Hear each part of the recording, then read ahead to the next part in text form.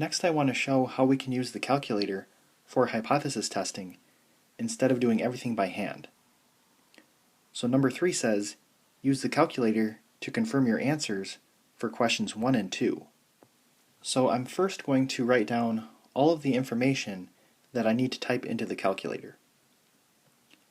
Alpha is 0.10, mu is 135, sigma is 3.3, x bar is 133, n is 32, and this is a left-tailed test. So now let's go to the calculator. I'm going to press the Stat button and then go over to the Tests menu and select number 1, which is the Z test.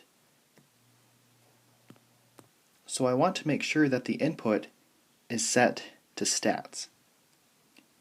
And then I'm going to type mu is 135, sigma is 3.3, x bar is 133, n is 32, and then I select the less than sign because that corresponds to a left-tailed test.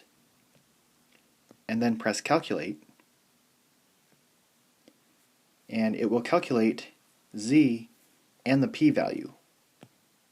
So z is negative 3.43, and the p-value is 0.0003.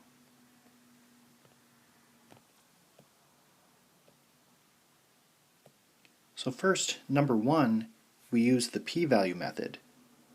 So our picture would look like this. So 0.0003 is less than 0.10. So the p-value is less than alpha, which means we reject the null hypothesis. So this is consistent with what we got on question 1. On question 2, we use the rejection region method. So our picture looks like this. So we still need to refer to the table to find the critical value of negative 1.28. So z is in the rejection region, which means we reject the null hypothesis. So this is consistent with number 2.